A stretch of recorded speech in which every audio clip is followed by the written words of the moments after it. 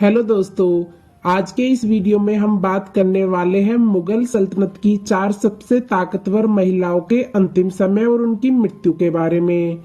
और साथ ही साथ यह भी जानेंगे कि इन महिलाओं को किसने और कैसे मारा।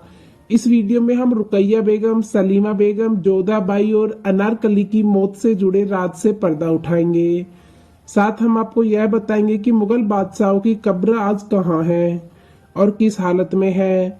मगर आगे बढ़ने से पहले आपसे गुजारिश है कि अगर अभी तक आपने हमारे चैनल को सब्सक्राइब नहीं किया है तो प्लीज चैनल को सब्सक्राइब कर लीजिए। नंबर 1, अनारकली।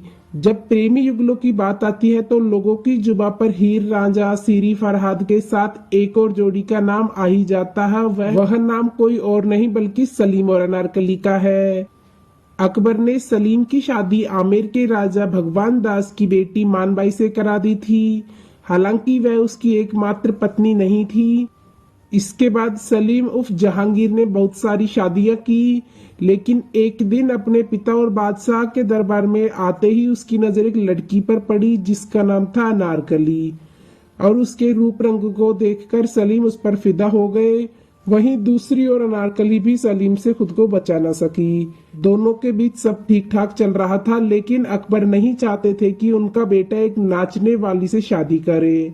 वह नहीं चाहते थे कि कोई ऐसी लड़की हिंदुस्तान की मलिका बने, और यह बात अकबर को खटक रही थी। अकबर मन ही मन सोच रहा था कि अगर ऐसा हुआ तो ये मुगल सल्तनत के लिए बहुत ही शर्मनाक बात होगी।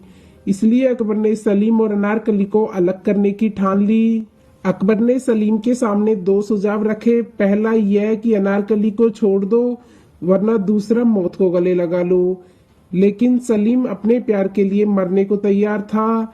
हालांकि इससे पहले अनारकली सलीम के प्यार के लिए अपनी जिंदगी कुर्बान करने को राजी हो गई थी। जिसके बाद सलीम और अनारकली एक रात गुजारते हैं और अगले ही दिन अकबर अनारकली को जिंदा दीवार में चुनवाने का ऐलान कर देते हैं। और अंत में अनारकली को दीवार में चुनवा दिया गया। और उस रात के बाद सलीम और अनारकली एक दूसरे से हमेशा हमेशा के लिए जुदा हो जाते हैं। मगर उनकी प्रेम कहानी हमेशा हमेशा के लिए इतिहास में अमर हो जाती है। दोस्तों, माना जाता है कि सलीम ने अपने पिता अकबर की मौत के बाद लाहौर के उसी महल में अनारकली का मकबरा बनवाया जहां पर उसे जिंदा चुनवा दिया गया था। यही नहीं, इस मकबरे पर 2 तारीख की लिखी हुई हैं। एक 1599 जब अनारकली की मौत हुई थी और दूसरी 1615 जब इस मकबरे का निर्माण पूरा हुआ था। पाकिस्तान के लाहौर में अनारकली की कब्र आज भी मौजूद है और यहाँ बाजार लगता है। इसे अनारकली मार्केट के नाम से जाना जाता है। नंबर 2, रुकैया बेगम। दोस्तों, रुकैया बेगम हुमायूं के छोटे भाई हिंदल मिर्जा की बेटी थी, यानी अकबर की चचेरी बहन थी। अकबर और रुकैया बेगम बचपन के दोस्त थे। बचपन से ही एक दूसरे से प्रेम करते थे। इसीलिए अकबर ने 14 साल की उम्र में अपनी चचेरी बहन यानी रुकैया बेगम से निकाह कर लिया।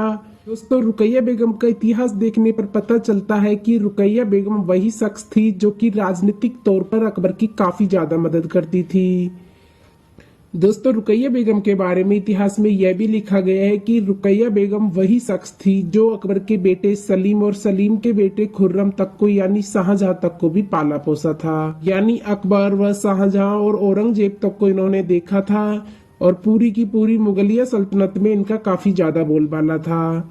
क्योंकि अकबर की मृत्यु के 20 साल बाद यानी 1626 में इनकी मृत्यु हुई थी। यानी आप ये कह सकते हैं कि अकबर की मृत्यु के 20 साल बाद तक भी रुकैया बेगम का मुगल सल्तनत में काफी ज्यादा बोलबाला था। उस समय मुगल सल्तनत में किसी भी प्रकार का मतभेद नहीं था। आगरा में रुकैया बेगम का मकबरा है और यहाँ बोधला में सैकड़ों सालों से उसी बुलंदी के साथ खड़ा है। यहाँ के लोग इस मकबरे को गुबंद के नाम से जानते हैं। नंबर 3 पर आती है सलीमा बेगम। सलीमा बेगम का जन्म 23 फरवरी 1539 को कन्नौज में हुआ था। सलीमा बेगम के पिता का नाम निरुद्दीन मोहम्मद मिर्जा और माता का नाम गुलरख बेगम था, जो कि अकबर की चाची थी। निरुद्दीन मोहम्मद मिर्जा का आधिपत्य कन्नौज के आसपास के क्षेत्रों पर था। निरुद्दीन मोहम्मद मिर्जा की बेटी सलीमा बेगम अकबर से 3.5 साल बड़ी थी और वह रिश्ते में अकबर की चचेरी बहन लगती थी। लेकिन इतिहास में ऐसा देखने को मिलता है कि सलीमा बेगम का विवाह सबसे पहले बैरम खान से हुआ था। वही बैरम खान जिसने अकबर को राजगद्दी पर बैठाया था। बैरम खान सलीमा बेगम से कम उम्र में 40 साल बड़े थे, लेकिन बैरम खान की मृत्यु के बाद सलीमा बेगम काफी ज्यादा परेशान रहने लगी थी और ऐसे में मुगलिया सल्तनत रू भी उनके साथ काफी ज्यादा भेदभाव किया जाने लगा था। लेकिन जब यह बात अकबर को पता चली कि सलीमा बेगम काफी ज्यादा परेशानी में हैं, तो अकबर सलीमा बेगम को संदेश भेजकर आगरा बुलवा लेते हैं और उनसे निकाह कर लेते हैं, जिसके बाद सलीमा बेगम सामाजिक रूप से अकबर की दूसरी बेगम के रूप में नियुक्त हो जाती हैं। अकबर ने सलीमा बेगम से निकाह इसलिए किया ताकि उन्हें और उनके बेटे रहीम को एक शाही परिवेश मिल सके। आपको बता दें कि सलीमा बेगम का भी राजनीति में काफी ज्यादा हस्तक्षेप रहता था, क्योंकि वह काफी ज्यादा होशियार थी और उनमें काफी ज्यादा दिमाग था। यह भी माना जाता है कि हरम में भी उनका काफी ज्यादा बोलबाला था। हालांकि अकबर से निकाह करने के बाद उनका ज्यादा इतिहास देखने को नहीं मिलता है। आपको बता दें कि सलीमा बेगम की मौत 2 जनवरी 1613 में हो जाती है, यानी अकबर की मौत के लगभग 8 साल बाद। इनका मकबरा आगरा के मंदिर ग्रीन में है। नंबर 4 पर आती हैं जोधाबाई। जयपुर के आमेर रियासत के राजपूत राजा भारमल की सबसे बड़ी बेटी थी जोधाबाई। जोधाबाई का जन्म 1542 में हुआ था। जोधा एक राजवंशी राजकुमारी थी। इनकी माता का नाम मानवती साहिबा था। जोधाबाई को जोधाबाई, हरकाबाई, हीर कुंवारी आदि नामों से जाना जाता था। साथ ही जोधाबाई वो रानी थी जिसने अकबर के वंश को आगे बढ़ाया। जोधा अकबर की तीसरी पत्नी और उनकी 3 प्रमुख बेगमों में से एक थी। अकबर अपनी सभी रानियों में जोधाबाई से सबसे ज्यादा प्रेम करते थे, लेकिन इतिहास में जोधा के मौत के संबंध में अधिक सबूत नहीं मिलते। कुछ इतिहासकार कहते हैं कि जोधा की मृत्यु किसी बीमारी के चलते हुई थी, लेकिन कुछ इतिहासकारों का मानना है कि वह अपने बड़े बेटे सलीम की बुरी आदतों से काफी दुखी थी।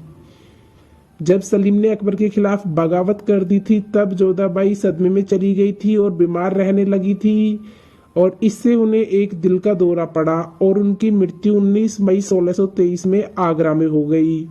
मृत्यु के बाद जोधाबाई के शव को फतेहपुर सीकरी में अकबर की कब्र के नजदीक ही दफनाया गया था। तो दोस्तों, आपको यह वीडियो कैसी लगी प्लीज कमेंट बॉक्स में जरूर बताएं, और ऐसे ही ऐतिहासिक वीडियोस देखने के लिए हमारे चैनल को सब्सक्राइब करना ना भूलें। चलो मिलते हैं नेक्स्ट वीडियो में, जब तक के लिए धन्यवाद।